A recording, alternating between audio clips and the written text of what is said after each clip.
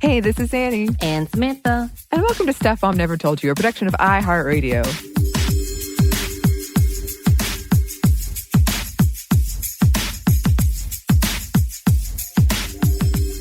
Oh, okay. Anney, it is.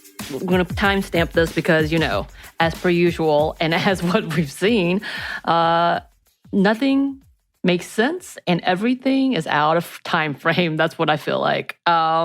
Today is January 7th of 2021. And yes, it is the day after the big coup. And I feel like we've already lived through 2 years of 2021. Happy New Year, everybody. Yeah. I don't know how to say Happy New Year. This is our first time recording in this new year. Yeah. So, if we sound a little rusty, there's so many reasons. But yes, that is one of those reasons.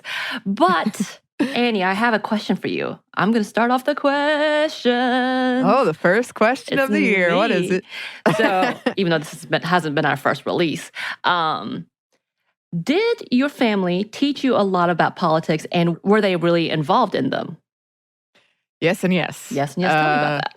Yes. My dad was a lawyer, and he taught political science and criminal justice at the local college when I was growing up, and he carried around pocket constitutions and handed them out.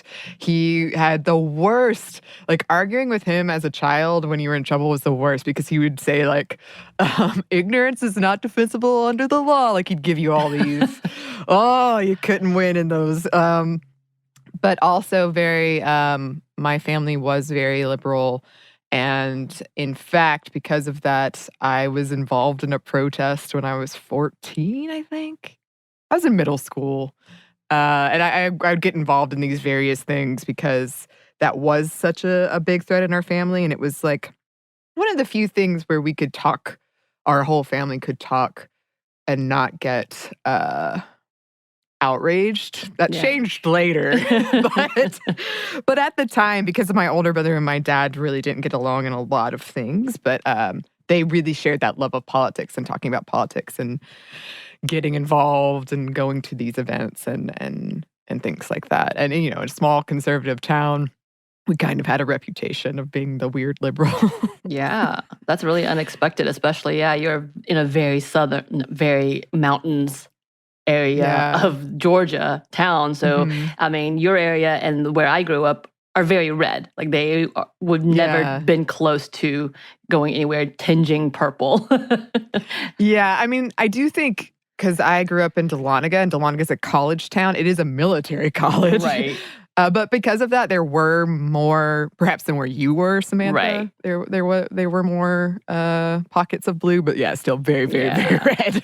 North Georgia, was that your college? Yeah. But that's so funny because my two siblings both went there, and they are very conservative. And so I'm like, no, for sure. For sure. My family, I think I've talked about it before, are not necessarily political, but they have opinions. And growing up, it wasn't necessarily we were being anti or political, but it was just assumed that you would follow in the family's ideals.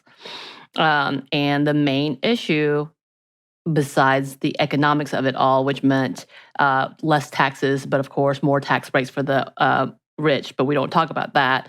But just less taxes for them, as well as civil rights was not a big key component to what they believed was necessarily important, or they were very anti-LGBTQ growing up, as well as anti-abortion. So, I definitely had that influence, but I wouldn't say they were political because they didn't understand it. That's the part that I get really frustrated in understanding politics. But kind of like a lot of us growing up, of course, we followed the family lead and didn't realize until we ventured on about the depth of what this was representing.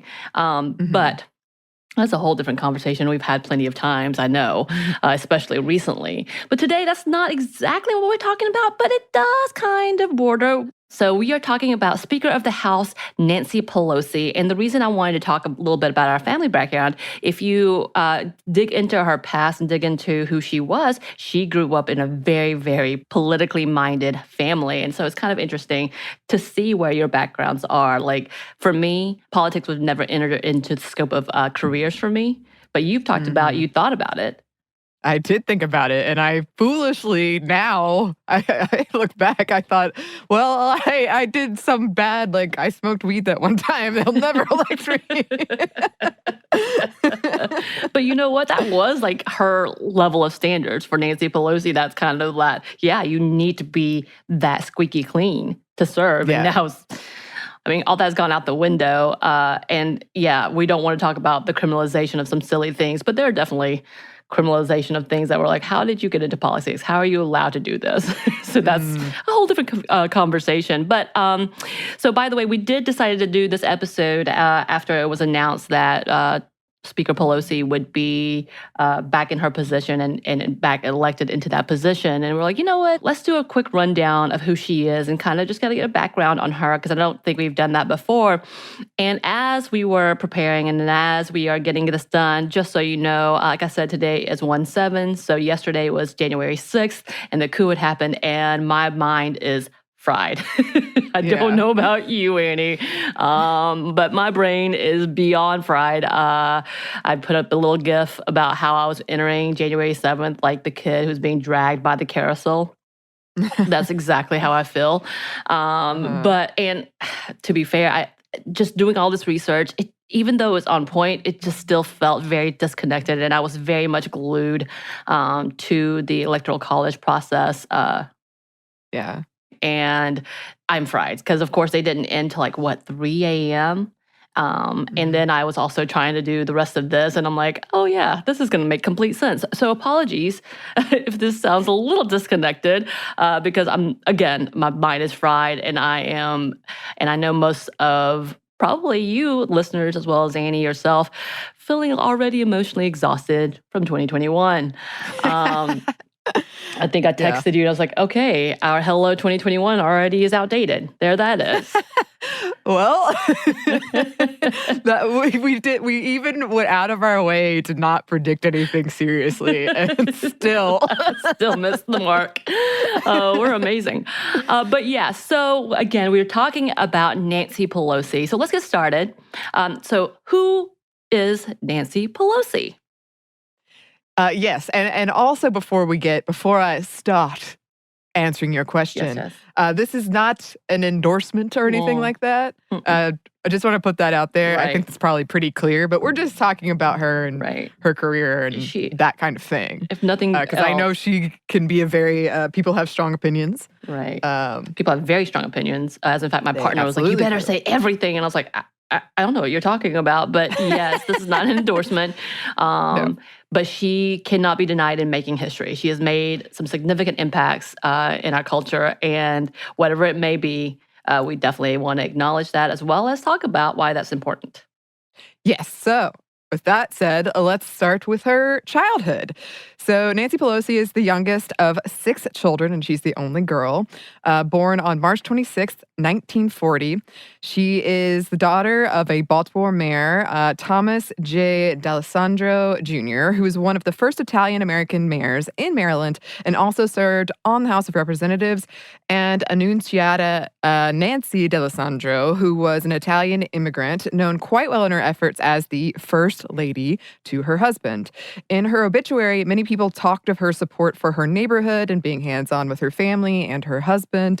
She made speeches and public appearances during her lifetime, and in one appearance made a plea for housing assistance saying, "How can we expect the parents to teach their children love, faith, and tolerance when we have no home? When the home fails, the community fails, the nation fails." And, fun fact, she also obtained a patent for a steamer for skin moisturizing called Velvex. Yes. I've never heard of that. Have you? No, but one of my favorite fun facts of all time is that people used to use marshmallow cream as a moisturizer. Oh, that sounds sticky. It sounds terrible, doesn't it? That's a nightmare. Yes, it does sound like a nightmare. And going on to her family. Moving on to the family. Her brother, like her father, actually served as a mayor as well, but for only one term. And here, when we talk about family, her family was heavily identified as Democrat, and she was right there with them, obviously. It was said her mother, quote, did not like anyone who was not a Democrat, and often would say not so nice things about people who did not identify as Democrat. I mean, I guess that's kind of where we are today, aren't we? Yeah. And it was even reported that when Pelosi was offered a toy elephant by a Republican poll worker, she refused it in disgust. And that's a shame because the elephant is one of my favorite animals, but I understand the sentiment. There's loyalty here, okay? Yeah, I got it. Though Nancy didn't get involved into politics herself until she was 47, Speaker Pelosi has always had some kind of involvement in it, whether it was assisting others in campaigning. She definitely knows the ins and outs of politics. At the age of 12, she was known to handle her father's books, which kept a tally of favors owed to him, which apparently was also supposed to help her with her penmanship. Yeah, I found that interesting. That sounds very Italian-esque, right? I did that in high school. I had a little book, and I'd be like, you owe me this X favor or this X money. I have a feeling your favors were very different from his favors. I suspect. I like to hope so. And by the way, she was also really influenced by her mother in how she networked and even hosted and organized within their homes. Her mother would actually have lasagna dinners and fundraisers to negotiate for her family and or to raise campaign money for her family, her husband specifically. As in fact, at one point, Pelosi, during her time in the Democratic Party, she also hosted, I believe it's like 100 dinners to raise money for different campaigns as well. Some attribute Pelosi's skills to her mother and teaching her how to listen, and which many seem to lack in the government. So that is a great skill to have. Yeah, in general, but yes, but specifically, yes. You would want. But hey, that's a whole different story. As last night's show. But moving on, college and marriage. She had aspirations of being a lawyer, but instead remained with her family. She met her husband, Paul Pelosi, while she was attending the Roman Catholic Women's College at Trinity College, and he was attending Georgetown at the same time.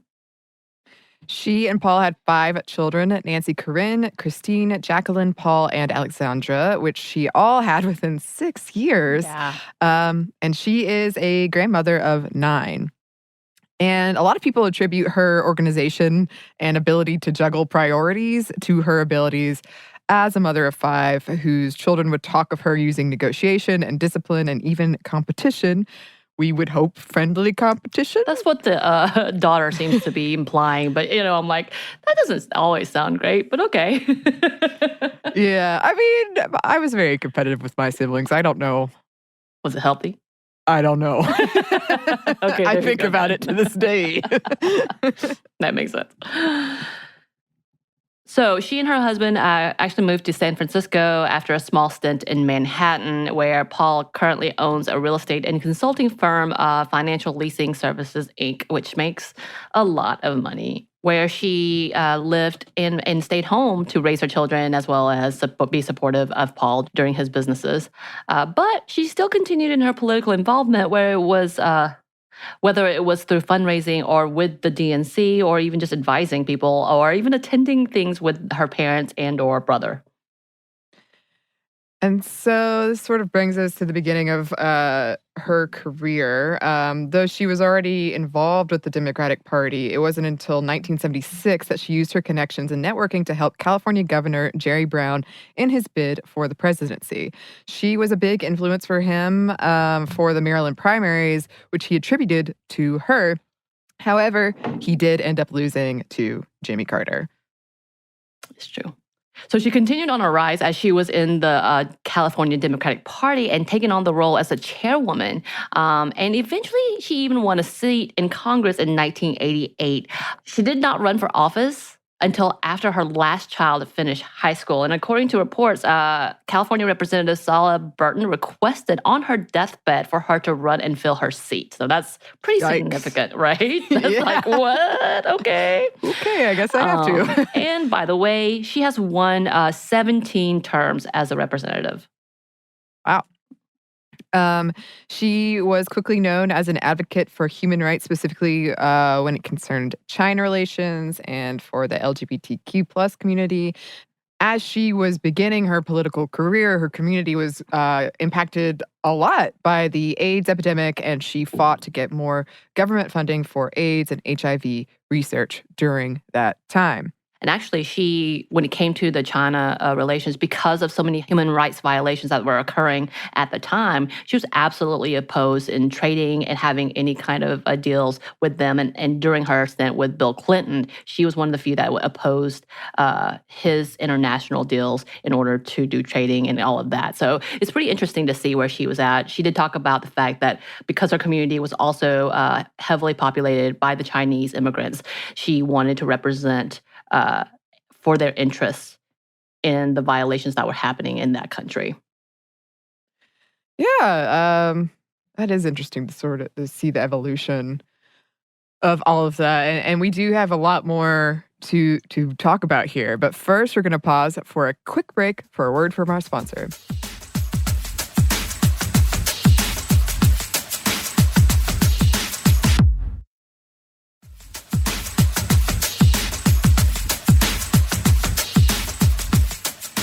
And we're back. Thank you, sponsor.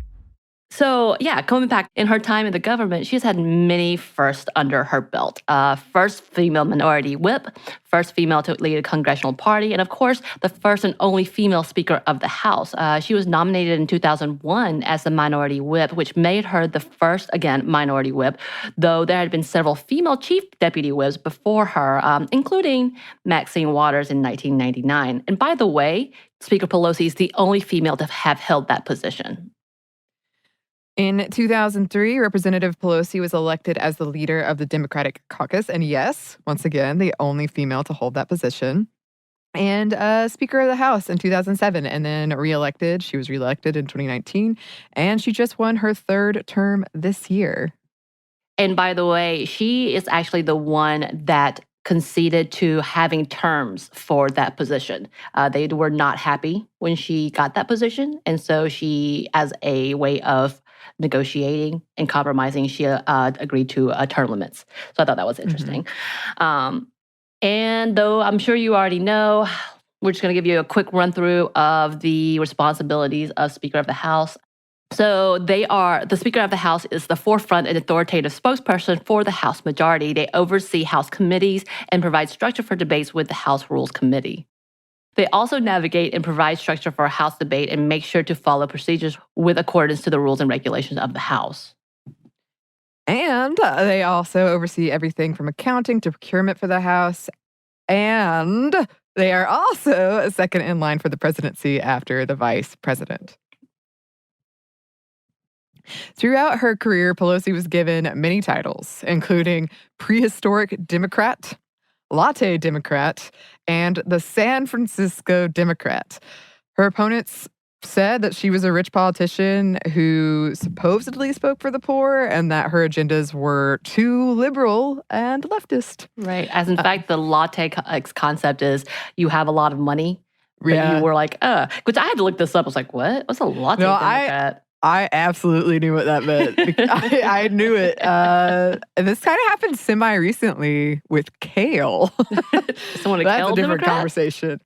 Well, no, I don't know that anyone was called a kale Democrat, but there was kind of this kerfuffle around kale and people who bought kale. And yeah, you can figure it out, I'm sure. Yeah. During her time in the Bush administration, Pelosi was a loud opponent to the Iraq War, calling Bush an incompetent leader, and she advocated for a withdrawal of the troops. Right. And she definitely opposed a lot of wars under his administration and in different administrations. And under Obama's administration, she played a key role in pushing for the Affordable Health Care Act, and she's actually defending it as of today, which did not go well and still is not going well for a lot of conservative leading reps and constituents. she became quite a focal point for many of the attack ads, as in fact we've seen them as of recently. Yes. Due to her strong positions in acts such as the ACA. And apparently, before John Ossoff ran for the Senate, he was running for House, and they kept calling him her yes man or her yes boy. And that was kind of one of their attacks on him, was saying that he would do anything Pelosi asked him, and so we have to stop him immediately, which I guess worked because Handel actually won that one. But I was like, oh, okay, that's super interesting. Feels kind of relevant today. Yeah, for sure. Pelosi was also a key player in getting enough votes to help out with the $700 million Wall Street bailout in 2008, or the Emergency Economic Stabilization Act of 2008, which, yes, caused quite a controversy as many opposed it, saying, quote, "It was ill-conceived and risked too much taxpayer money to help Wall Street tycoons." But as we know, she did get the votes. Many of her colleagues would often say that she was a fierce leader who would keep her, quote, majority in line and was able to toe the party line with efficiency. Right. Oh, gosh. And this kind of brings us a little to where we are today. And I will say there have been, obviously, if she's had 17 terms, it started out in 1980s, many of things that she has done and many of things that she has been criticized for, praised for, and all of those different things. But we couldn't get into all of that without doing a whole law judiciary lesson. So if you're interested and you want more information, I have so many references that you can find. But I will say she's very private, and even the biographies on her are somewhat muted because she doesn't really like to talk to people. She doesn't like interviewing with people and doesn't even say many things.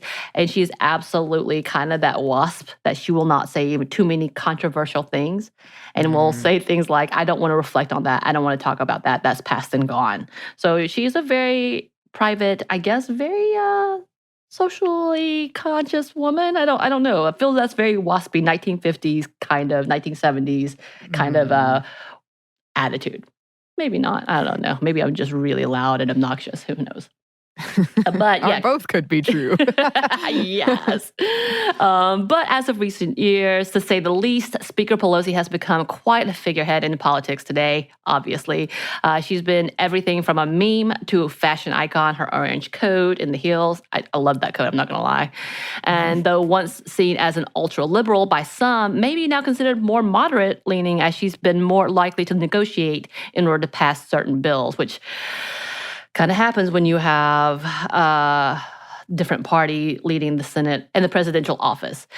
Even still, she has recently been in contention with many of the more leftist, progressive congressional figures, such as the ladies of the Squad, AOC and such, and Bernie Sanders. So it's interesting to see where she is today from her beginnings.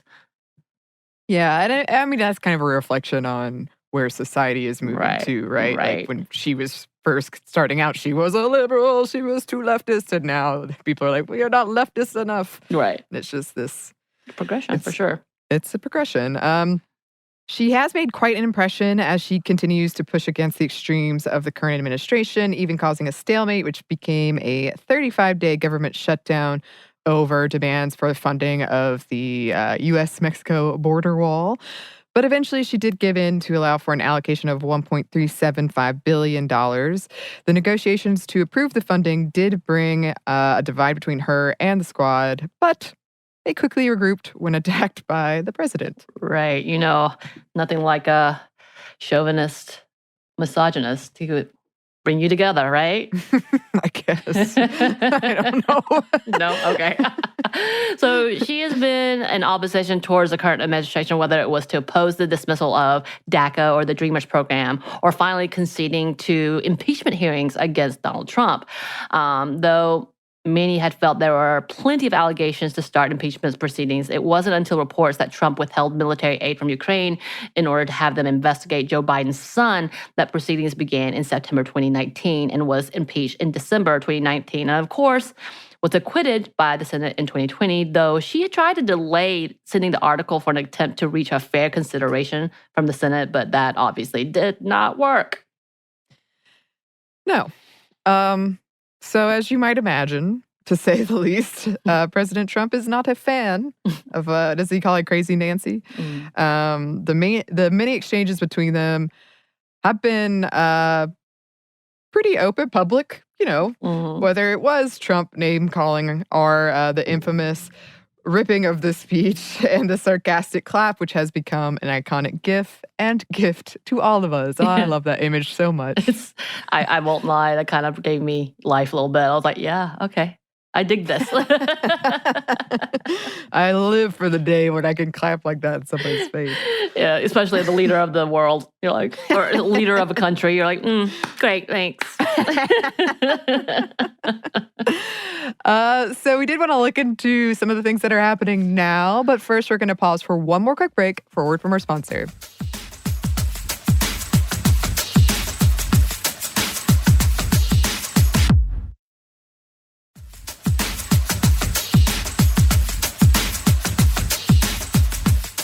And we're back. Thank you, sponsor. So yeah, let's talk about... There's so many things that we could talk about what's happening now. It's and I have a feeling by the time this releases, which is not too long from now, which is not too far from now. Literally could be tomorrow. Right. It still might change because honestly, I'm holding my breath to see what happens today. There are many things to look for this upcoming term. As we know, both the House and the Senate have flipped. Thank you, Georgia. Us. We did it. Which means a lot of changes will be happening as they will have party control for both House, Senate, and the presidential branch. Yeah, so Pelosi has introduced a new code of conduct within the House, which will require the use of gender-neutral language. She, along with the Rules Committee Chairman James McGovern, have introduced a new code of conduct to promote more inclusivity and diversity. And it would permanently establish an Office of Diversity and Inclusion and will bring new rules that, quote, will honor all gender identities by changing pronouns and familial relationships in the House rules to be gender neutral, according to The Hill. And of course, the anti-LGBTQ plus reps are not happy about this and have already started to mock and disrespect the concept of pronoun preferences. She actually did state that she's making sweeping changes when it comes to things like this. So it is exciting to see that she's getting ready. Like she's ready to move forward in representation. So that's lovely to see.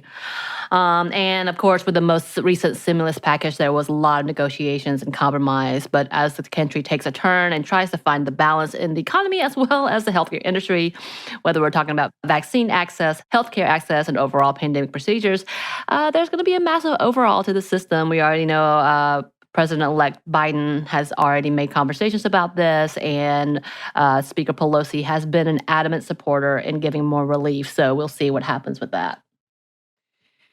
Yeah, we will see. Because, of course, with what happened with the recent insurrection, people in her office taking pictures and continued controversy of the electoral voting process, which was successful. I mean, right now it's so hard to have faith in the system. Right.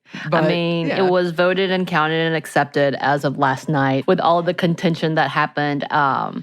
As we said earlier, it did not end until the middle of the night because of the storming of the Capitol. And going into her office and taking her envelopes and getting into her email that was opened because she was rushed out of her office. It's going to be interesting for sure.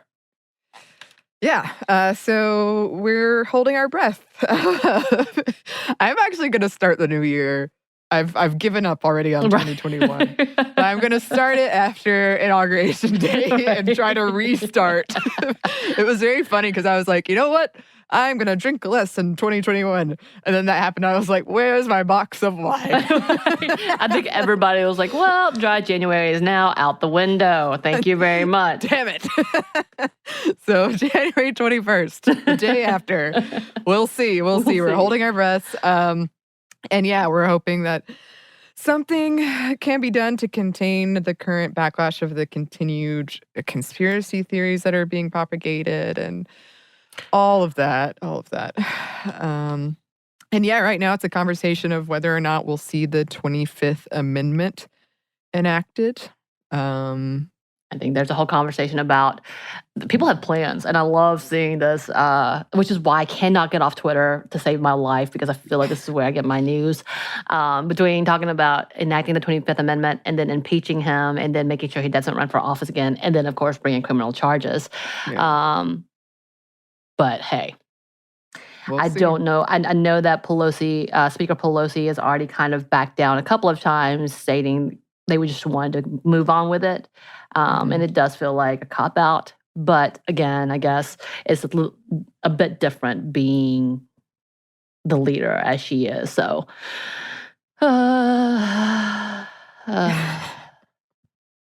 Yes. exciting. Yes. But outside of that, we did want to throw some random facts in there that I didn't know where else to put. Yeah, let's do it. So we're I love going to do it random here. And yeah, did you know that Pelosi is a big fan of chocolate? Actually has a whole stash of Ghirardelli chocolate in her office, which is, an homage to her hometown, well, to where she represents, San Francisco. And she keeps it on the regular. And even having chocolate ice cream, apparently, like, she has 2 scoops of chocolate on a cone for breakfast. She does not care who she's eating with. That she's had it for breakfast a majority of her time. So people know this. She loves it, and she's not going to back down because she's going to eat her chocolate. That's funny because I remember learning that, and then it became this thing where I was like, well, Nancy Pelosi does it. She's successful. She can do it. I can do it too. I can do it. I got ice cream for breakfast. Yeah. Her and her husband own 2 vineyards that are worth multi-million-dollars. Right. I was very fascinated. I think I saw where it was, but I lost that content. So if you can tell me, people, audience, what vineyards they own, let me know. And she has been deemed one of the biggest fundraisers for the Democratic Party, which has sparked a lot of controversy. Yeah. She raised $227.9 million before this past election in November. And I did want to say, we didn't really get into it in this episode. We've talked about it in other episodes. She is the leader of the House. So there is a certain amount of backlash you're going to get and criticism you're going to get no matter what. Right. But I do feel like there's been this gendered criticism of her. And when we were seeing the attack ads for, again, she wasn't the person running. Right. But they would bring her up constantly. Crazy Pelosi and her crazy agenda. And I just feel like there's something gendered in it. And the hatred of her is something pretty gendered. And I'm not saying she's by any means perfect, or it's just something I feel. No, absolutely. Actually, there was a report, and I didn't include it in here because I'm not going to lie, again, I'm scattered, in which they did talk about the fact that, yes, most speakers have been given negative popularity ratings, including Paul Ryan. Both of them were seen very negatively, but when it came to the point system, she was significantly less than him, and it absolutely has a gender bias, whether it's because she is either too forward, not forward enough. Again, too liberal, not liberal enough. And of course, we can talk about the whole perception of, yes, she is a bureaucrat. She has been in politics all her life. So it doesn't look wonderful when you look at a system that you feel is already tainted, which is kind of the big conversation that's having now. But she, for no reason at all, she has been perceived as this way. And one of the things that they use is her constantly talking and picturing her as nagging. That is the ridiculousness of it all. And that's, in fact, the clapping and, the ripping of the speech. She was raked over the coals by the conservatives, saying how disrespectful she was and how she didn't keep it in line and all of these things. And she just said, essentially, his words were lies. This is a page of lies. And that's why she ripped it up. And it was absolutely true. And this was, of course, after he snubbed her and wouldn't shake her hand because she and he had the argument about border control and all of this such things, which he is adamantly against.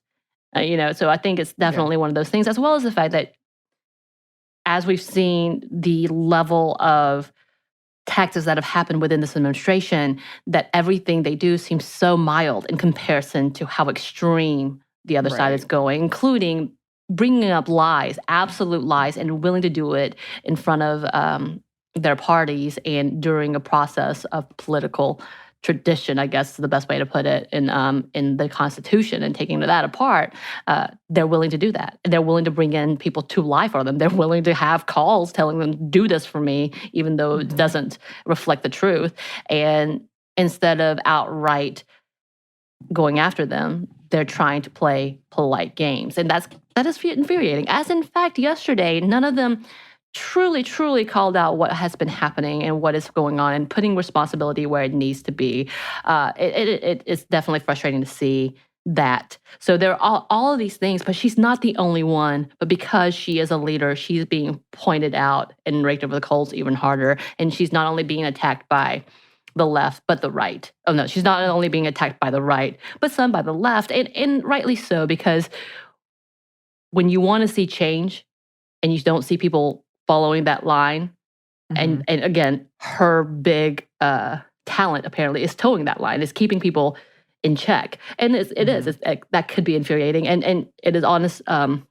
It was very, very close in her not gaining this position again. Like, it was by slim margins. So that's significant in itself. So it's interesting to see where we are. And she definitely plays that political game when it comes to money. And that just feels dirty. Yeah. In essence. And again, she's like we know, she's not the only one. But because she is in this place, because she's been around since the 80s, because her whole life has been around politics, it does weigh on who she is and how we see her, for sure. Yeah. Yeah. I couldn't believe when I told you, couldn't believe when I learned she was 80. Right. She looks good. She does. She does. So that's what we have to say about Nancy Pelosi for now. We hope all your listeners are doing okay out there. We're sending hugs.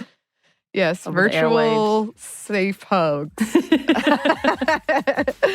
And we would love to hear from you.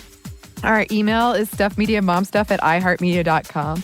You can find us on Instagram at StuffMomNeverToldYou or on Twitter at MomStuffPodcast. Thanks as always to our super producer, Andrew Howard. Thank you. And thanks to you for listening. Stuff Mom Never Told You is a production of iHeartRadio. For more podcasts from iHeartRadio, visit the iHeartRadio app, Apple Podcasts, or wherever you listen to your favorite shows.